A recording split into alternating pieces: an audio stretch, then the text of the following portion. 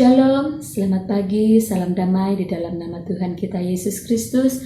Bersyukur sekali lagi kita dapat berkumpul kembali beribadah bersama di dalam ibadah online kita pada pagi hari ini. Walaupun kita masih beribadah masing-masing di rumah, tetapi tetap percaya dan imani ketika kita bersatu di dalam pujian dan penyembahan, Tuhan Yesus hadir di tengah-tengah kita. Amin. Haleluya. Karena Dia adalah Tuhan yang tidak terbatas oleh ruang dan masa. Terpuji nama Tuhan kita. Mari kita terus menyembah Dia dengan penuh semangat, dengan penuh sukacita. Karena Tuhan kita sangat baik. Dia layak menerima pujian, Dia layak menerima sembah dan pengagungan kita. Haleluya, haleluya.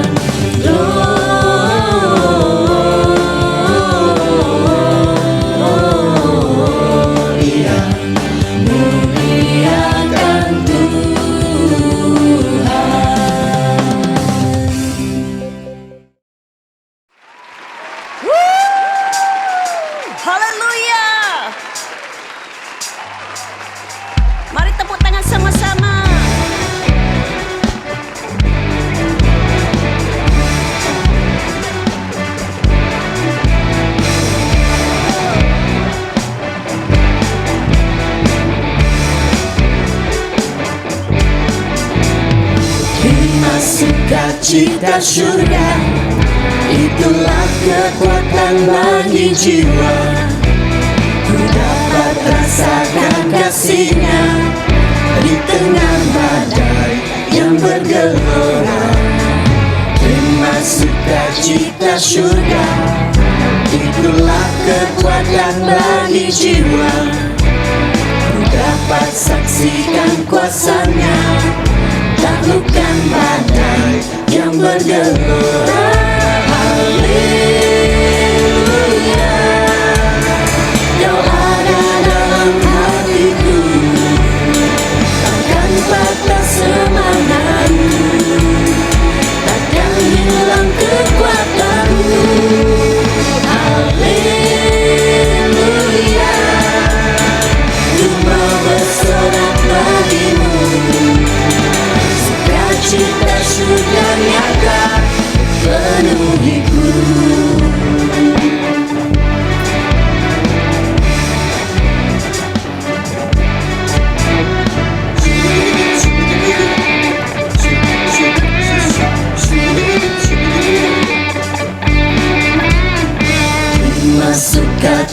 cita surga, itulah kekuatan bagi jiwa. Ku dapat rasakan kasih-Nya di tengah badai yang bergelora. Terima sukacita surga, itulah kekuatan bagi jiwa. Ku dapat saksikan kuasa-Nya, taklukkan badai yang bergelora. Haleluya, Kau ada dalam hatiku, takkan patah semangatku, takkan hilang kekuatanku. Haleluya, ku mau bersorak bagimu, sukacita sudah nyata penuhiku.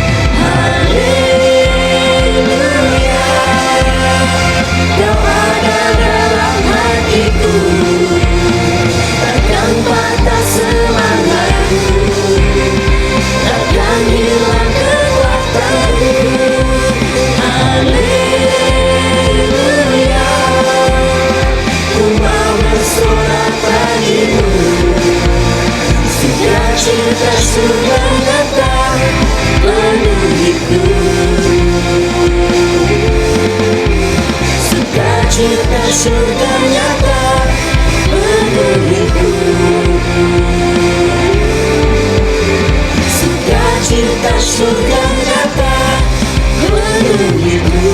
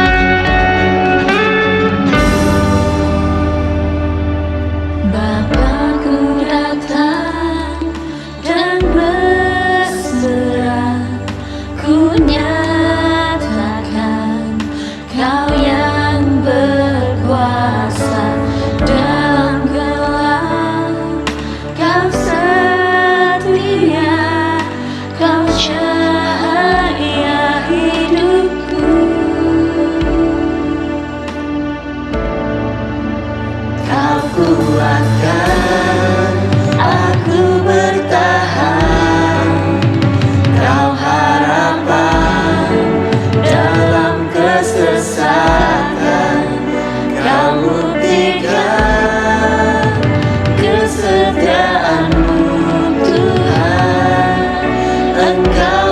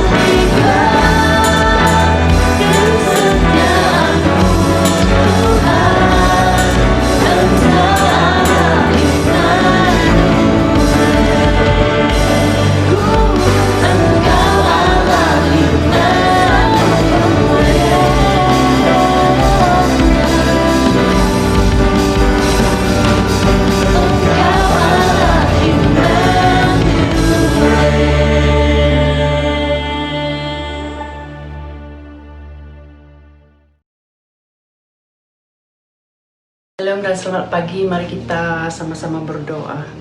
Bapa kami yang berada di dalam kerajaan surga, terima kasih Tuhan karena kemurahan-Mu Tuhan, sehingga 6 hari yang lepas dan pada saat ini Tuhan kami masih dapat bangun dengan penuh kekuatan, kesegaran Tuhan Yesus karena penyertaan Bapa di surga. Sehingga kami Tuhan lewat hari-hari yang kami lalui Tuhan, kami sentiasa merasa sukacita walau di dalam apapun situasi dan keadaan Tuhan, baik kami berada di rumah, di tempat kerja dan kemanapun Tuhan aktiviti kami seharian. Terima kasih Tuhan karena Engkau menyertai ya Bapa di surga. Kami doa Tuhan Yesus untuk bagi mereka yang sakit pada ketika ini Tuhan Yesus, walau apapun kondisi dan keadaan mereka pada saat ini, Engkau Tuhan yang berkuasa, Tuhan yang menyembuhkan Bapa di surga.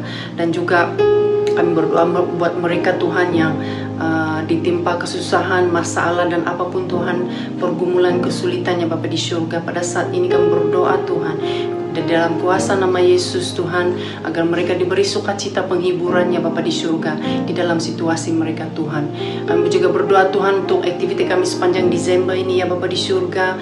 Kami berdoa untuk mereka yang mengendalikan aktiviti ini, baik PNW, khotbah dan setiap persembahan yang akan kami persembahkan di dalam bulan Desember ini Tuhan Yesus. Kami berdoa agar Engkau memberi damai sejahtera dan sukacita bagi anak-anak-Mu yang melayani Tuhan Yesus, sehingga lewat setiap puji-pujian itu, persembahan itu Tuhan Yesus, nama-Mu dipermuliakan Bapa di surga. Terima kasih Tuhan. Kami juga akan berdoa Tuhan untuk persembahan yang akan kami beri sebentar lagi Tuhan.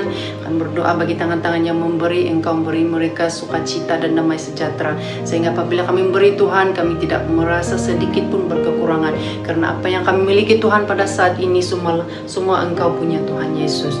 Juga saya berdoa untuk mereka yang akan mengendalikan keuangan ini Tuhan, Engkau beri mereka hikmat bijaksana Tuhan untuk mengelola keuangan, agar keuangan ini Tuhan dapat digunakan pakai Tuhan Yesus untuk memperbesarkan kerajaan-Mu Tuhan di muka bumi ini Tuhan Yesus. Juga kami juga berdoa Tuhan untuk firman Tuhan yang akan kami dengar sebentar lagi Tuhan Yesus. Kami berdoa untuk hamba-Mu yang menyampaikan Tuhan, biarlah firman yang keluar dari mulut-Nya Tuhan adalah firman yang hidup Tuhan Yesus, yang memberi kami Tuhan makanan rohani yang keras, menegur kami Tuhan Yesus, dan membangunkan rohani kami yang tidur Tuhan. Dan terutama di dalam situasi sekarang Tuhan, kami dilanda ketakutan, dilanda hati yang tidak tenang Tuhan Yesus untuk memikirkan permasalahan Tuhan yang akan kami hadapi di hari-hari yang akan datang. Tapi saya percaya Tuhan Yesus, firman-Mu ini Tuhan Yesus akan hidup, tumbuh subur di dalam kehidupan kami, yang menjadi kekuatan Tuhan, menjadi pedoman kami ya Bapa di surga. Terima kasih Tuhan, terima kasih. Haleluya, haleluya. Di dalam nama Yesus kami sudah berdoa dan mengucap syukur. Amin.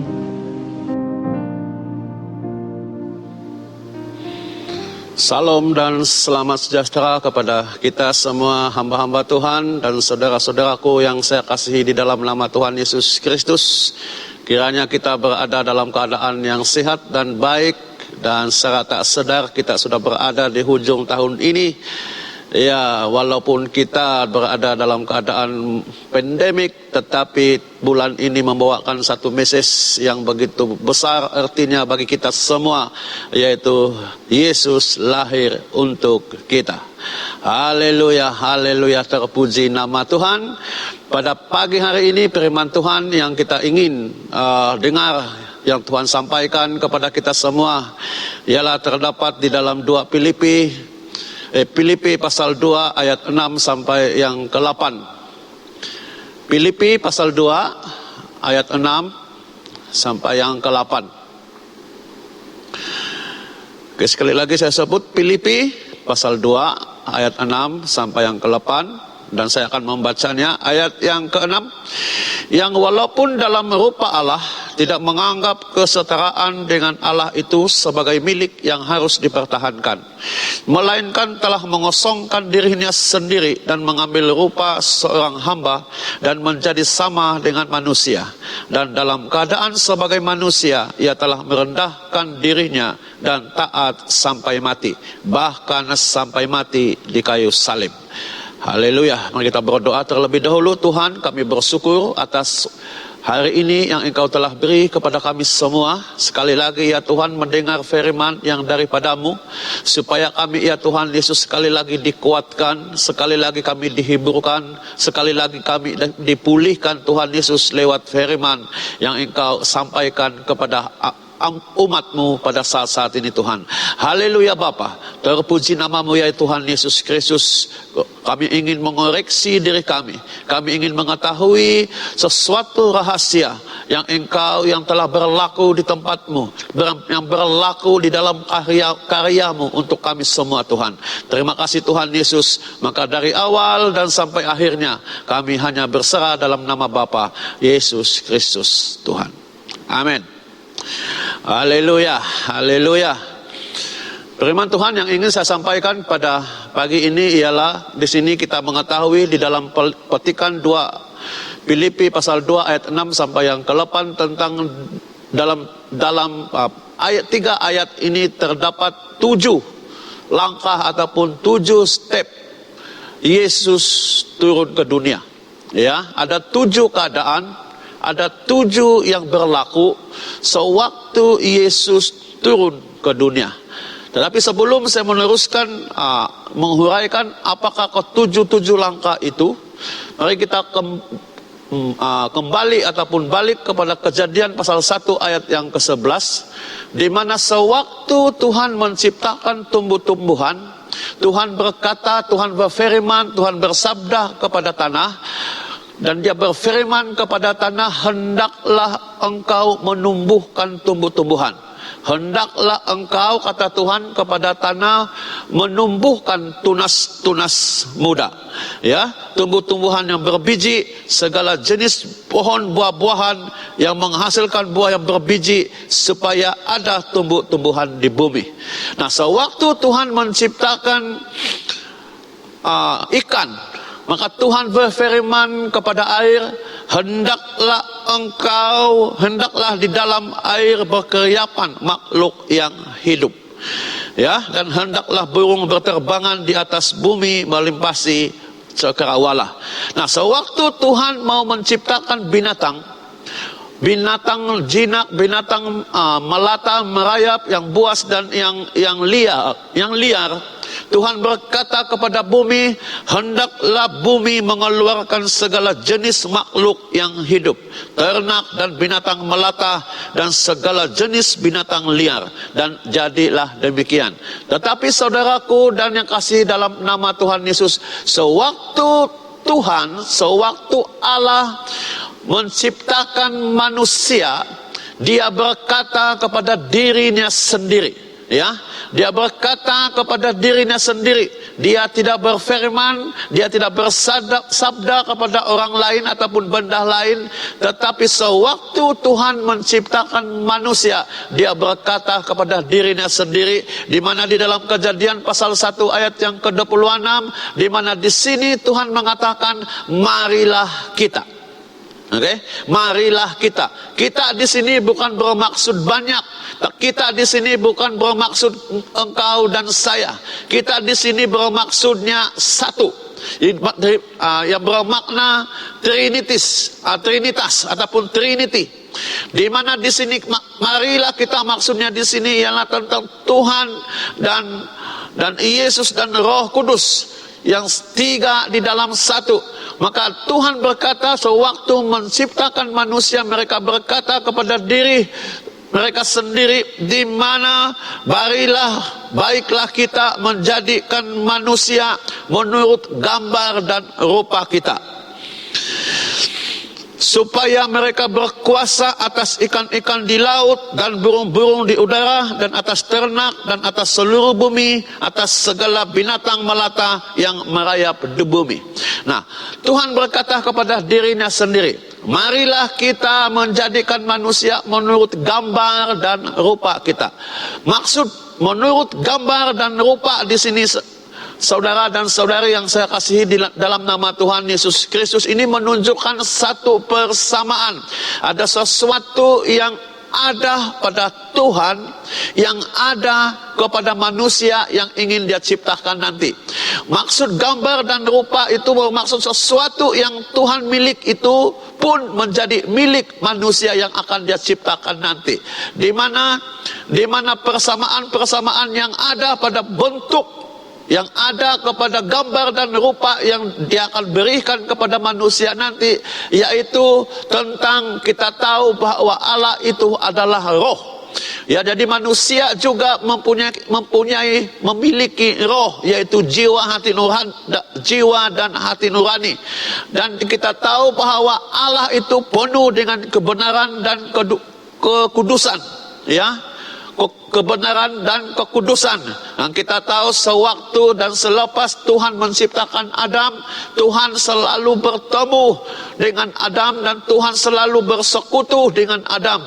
Karena tidak lain tidak bukan pada masa itu Adam penuh dengan kebenaran dan kekudusan, di mana pada masa itu Adam belum mengenal tentang arti kesalahan ataupun pelanggaran.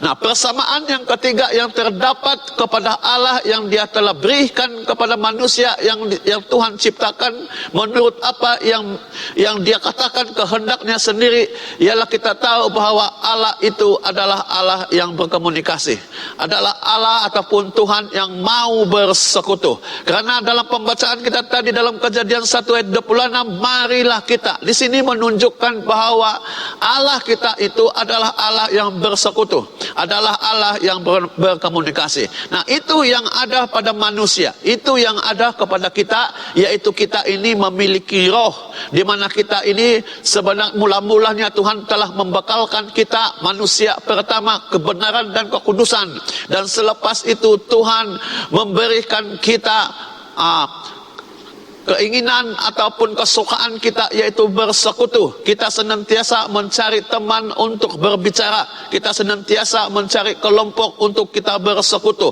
Jadi 3 hal ini yang ada kepada Allah, yaitu dalam bentuk dan rupa, itu ada kepada manusia. Ya. Nah, apa yang terjadi? Apa yang terjadi? Tumbuhan tanpa tanah adalah mati. Tetapi tanah tanpa tumbuhan, dia tetap tanah. Begitu juga dengan ikan tanpa air, ikan akan mati. Tetapi air tanpa ikan, dia tetap air. Begitu juga dengan semua binatang yang melata, yang merayap, yang jinak dan yang liar dan yang buas. Binatang tanpa bumi, binatang akan mati. Tetapi bumi tanpa binatang, dia tetap bumi. Nah, jadi demikian juga halnya dengan manusia. Manusia tanpa Tuhan, manusia akan mati. Tetapi Tuhan tanpa manusia, dia tetap Tuhan. Nah, itulah yang membedakan kita daripada segala ciptaan Tuhan, di mana kita ini dicipta oleh Tuhan kita sendiri. Jadi harus kita ketahui bahwa kalau kita hidup tanpa Tuhan, kita akan mati. Itulah sebabnya Yesus Kristus telah datang ke dunia. Karena kita tahu dalam sejarah manusia pertama, yaitu Adam dan Hawa, mereka telah jatuh di dalam dosa. Mereka telah gagal di dalam pencobaan itu. Karena menurut Yakobus pasal 1 ayat yang ke-14, di mana pencobaan itu ataupun dicobai itu, pencobaan, godaan, cobaan itu asalnya mula-mula datang daripada keinginan kita sendiri.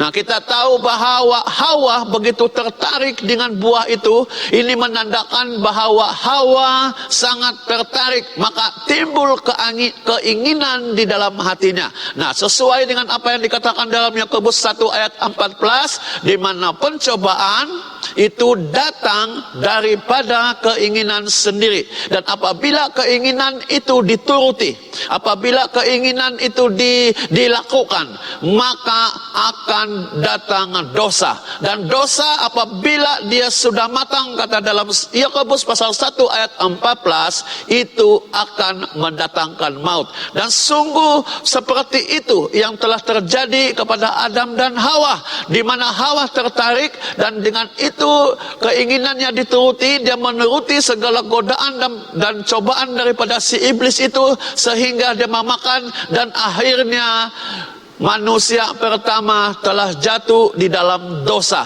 Dan apabila mereka telah tidak taat kepada perintah Tuhan, apabila mereka telah menuruti keinginan di dalam hati mereka dan menuruti cobaan ataupun godaan si iblis itu, sehingga saat ini, sehingga pada masa itu Tuhan mengatakan kepada mereka bahwa manusia itu akan mati. Ya, manusia akan mati. Di mana ketiga hal yang Tuhan telah berikan kepada manusia, yang pertama yaitu tentang roh. Roh datang daripada Tuhan sendiri, yaitu tentang kebenaran dan kekudusan, dan tentang persekutuan ataupun komunikasi apabila mereka telah jatuh di dalam dosa, di mana dosa mereka menuruti keinginan mereka sendiri dan mereka tidak taat kepada kebenaran firman Tuhan, mereka tidak tunduk kepada firman Tuhan. Dan sekarang roh mereka, kebenaran dan kekudusan manusia pertama ataupun Adam dan Hawa telah rosak. Begitu juga dengan komunikasi mereka dengan Tuhan pada masa itu terputus.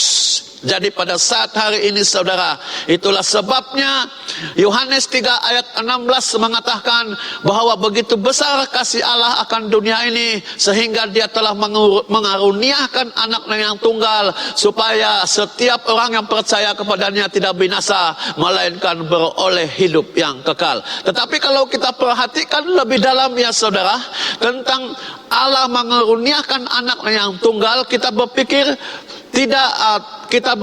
mungkin kita berpikir bahwa begitu mudah Allah mengaruniakan anaknya untuk merebut kembali ataupun untuk memulihkan kembali hubungan manusia dengan Tuhan. Maka di dalam pembacaan kita tadi, yaitu di dalam Filipi pasal 2 ayat 6 sampai yang ke-8. Di sini yang memberitahu bahwa ada 7 keadaan, ada 7 step di mana apa yang berlaku, yang dialami oleh Yesus sewaktu Yesus turun ke dunia, di mana apa yang berlaku di sorga sebelum Yesus sampai ke dunia. Jadi pada pagi hari ini kita harus ketahui bagaimana Tuhan mengaruniakan anaknya yang tunggal itu, dan pada saat pagi hari ini kita akan tahu apa yang terjadi di sorga. Menurut apa yang kita baca tadi ayat yang ke-6, yang walaupun dalam rupa Allah tidak menganggap kesetaraan dengan Allah itu sebagai milik yang harus dipertahankan, di mana Yesus Kristus itu tidak menganggap kesetaraan. Ya, kesetaraan yang dia milik itu dengan Allah itu dia harus pertahankan. Nah, di sini satu langkah yang pertama yang Yesus ambil ialah dia tidak menganggap kesetaraan itu. Apakah itu kesetaraan itu? Kesetaraan itu bermaksud dia setanding, dia sejajar dengan Tuhan, dia sepadan dengan Allah, dia duduk, dia berdiri sama tinggi dengan Allah. Itu yang dimaksudkan kesetaraan, di mana pada masa itu Yesus Kristus dan Allah Bapa itu setara dengan Allah. Jadi pada saat hari ini Yesus harus mengambil keputusan untuk tidak mempertahankan kesetaraannya di surga. Jadi ini proses pertama sewaktu Yesus mau turun ke dunia untuk menyelamatkan manusia yang telah jatuh di dalam dosa, di mana mereka dan manusia telah diambang pintu kebinasaan dan maut. Maka apa yang Yesus lakukan yang pertama di surga menurut pembacaan kita tadi, Yesus melepaskan kesetaraannya dengan Allah. Ya, Yesus melepaskan kesetaraannya dengan Allah, di mana bahwa ia melepaskan segala hak istimewa dan kemuliaannya di surga. Itu yang Yesus lepaskan, ia tidak pertahankan itu, ya. Nah, jadi sewaktu proses Yesus ataupun Allah menanggalkan ataupun membuka kemuliaan Tuhan Yesus Kristus itu di surga, saya percaya ini sesuatu yang mengerikan. Saya percaya ini sesuatu yang menakutkan.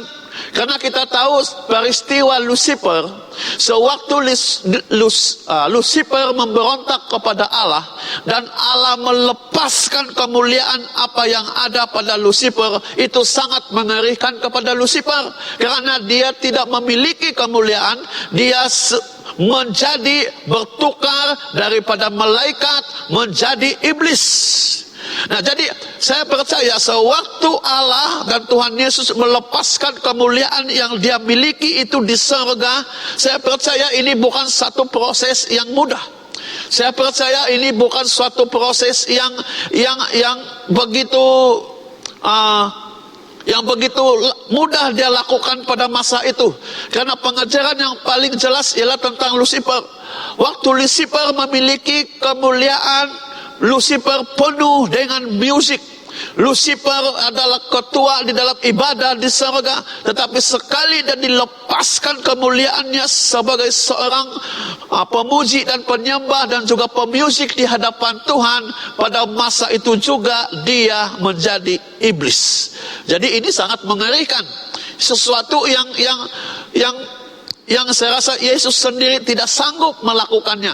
Tetapi oleh karena dia begitu besar kasihnya akan kita, karena begitu besar kasihnya kepada dunia ini, dia sanggup melepaskan kemuliaannya di surga. Nah, itu yang pertama terjadi di surga, saudara dan saudariku. Ini rahasia, ini harus kita mengerti. Rahasia ini harus kita tanam di dalam hati kita. Bukan mudah, bukan senang, bukan dengan spontan dari surga Yesus terus datang kepada Maria. Tidak, ada proses, yaitu Tuhan Yesus melepaskan kesetaraannya dengan Allah yang penuh dengan kemuliaan itu. Dia lepaskan demi untuk saya, demi untuk saudara dan saudari yang saya kasihi dalam nama Tuhan Yesus Kristus. Nah, perkara yang kedua, menurut pembacaan kita dalam Filipi pasal 2 ayat 6 yang ke-8 itu, ialah ayat yang ke-7, melainkan telah mengosongkan dirinya sendiri dan mengambil rupa seorang hamba dan menjadi sama dengan manusia. Nah, yang kedua ialah Yesus mengosongkan dirinya. Apakah yang dimaksudkan dengan mengosongkan dirinya? Maksud mengosongkan dirinya ialah meninggalkan tempat, meninggalkan sesuatu tempat. Maksud kedua mengosongkan ialah membuatkannya supaya menjadi kosong. Yang ketiga, maksud mengosongkan ialah membuang segala isi yang ada di dalamnya. Nah, kita pergi kepada pengertian yang pertama, di mana Yesus terpaksa, Yesus akan meninggalkan tempat kediamannya. Yesus akan mengosongkan dirinya, di mana dia akan meninggalkan tempatnya di surga. Dia akan tinggalkan surga, dan dia akan menuju kepada sesuatu tempat yang lebih kecil ataupun yang lebih jauh, keadaannya sangat buruk, yaitu ke bumi ini. Nah, itu maksud mengosongkan dirinya.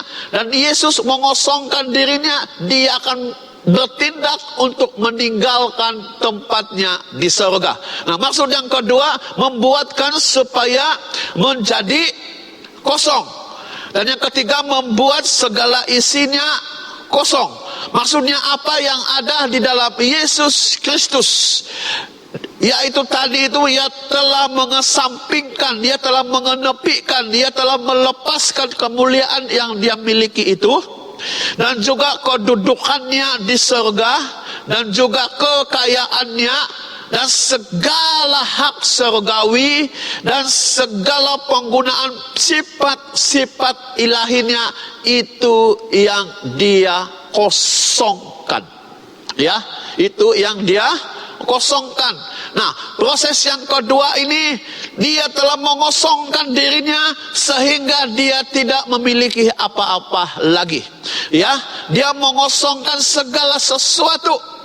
Yang pertama tadi, dia telah melepaskan kemuliaannya. Dia tidak menganggap kesetaraannya dengan Allah itu harus dia pertahankan.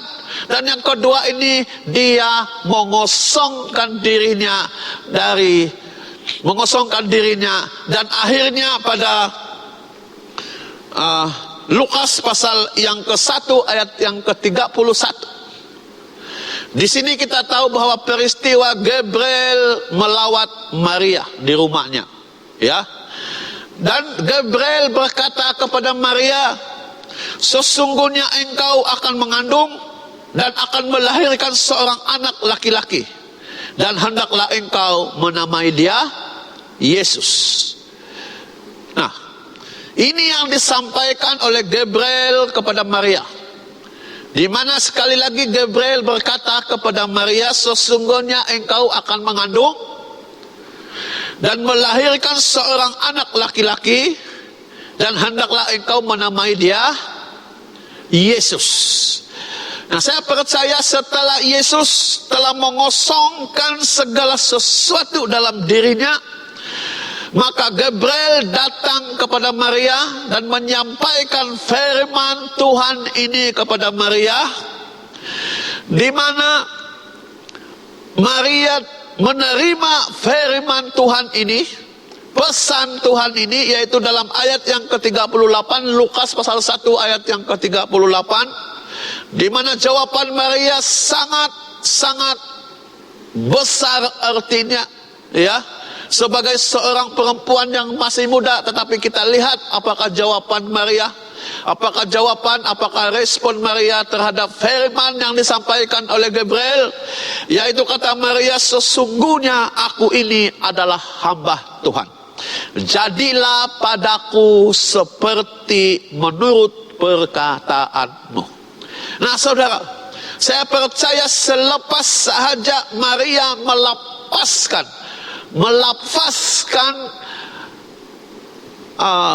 kata imannya, respon imannya itu kepada Gabriel pada masa itu, di mana aku ini adalah hamba Tuhan, jadilah padaku seperti apa yang engkau katakan kepada Maria. Dan saya percaya pada saat itulah Yesus yang sudah kosong, Yesus yang sudah tidak memiliki apa-apa lagi, telah masuk ke dalam Maria sehingga dia menjadi darah, dan darah menjadi embrio, dan embrio itu yang membesar di dalam tubuh Maria. Jadi pada saudara dan saudari yang saya kasihi dalam nama Tuhan Yesus, saya hanya membahaskan dalam 2 step ataupun 2 langkah yang berlaku di surga sebelum Yesus sampai di dalam tubuh Maria, di dalam rahim Maria. Apa yang berlaku ialah Yesus telah melepaskan hak kesetaraannya dengan Allah, dan Yesus juga telah mengosongkan dirinya daripada segala yang dia miliki di surga, kekayaan, keperkasaan, kemahakuasa, dan segala sesuatu dia kosongkan. Dan sewaktu Gabriel menyampaikan firman kepada Maria, dan Maria berkata, aku ini adalah hambamu, jadilah menurut perkataanmu.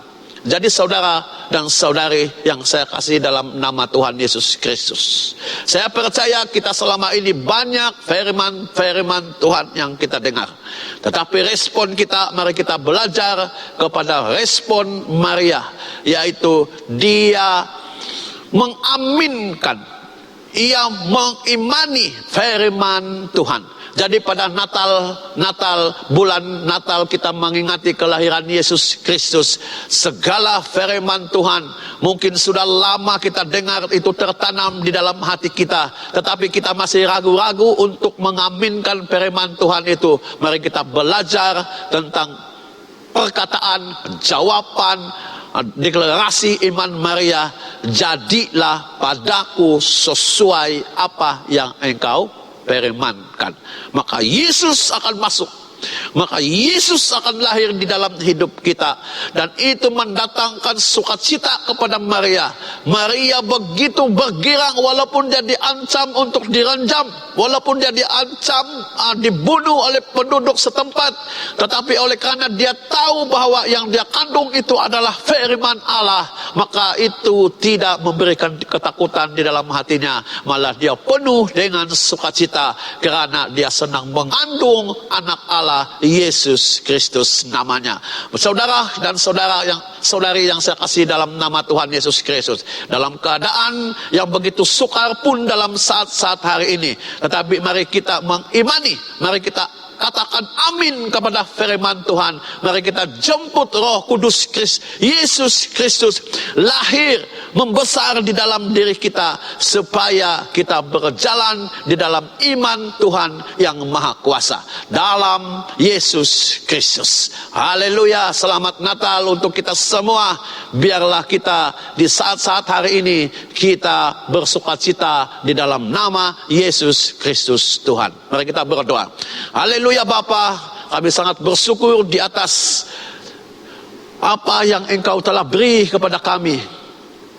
Kami tidak ada jalan lain lagi untuk menyelamatkan diri kami apabila kami berada di dalam kutukan. Tetapi Engkau telah berkarya Tuhan. Engkau telah melampaui segala langkah-langkah. Engkau telah melepaskan segala sesuatu hak-Mu demi untuk saya dan saudara-saudari yang saya kasihi dalam nama Tuhan Yesus. Terpuji nama-Mu Tuhan. Kami sambut Engkau Tuhan dengan hati, dengan iman yang bersyukur dan bersukacita. Di dalam nama Bapa, Anak dan Roh Kudus. Amin.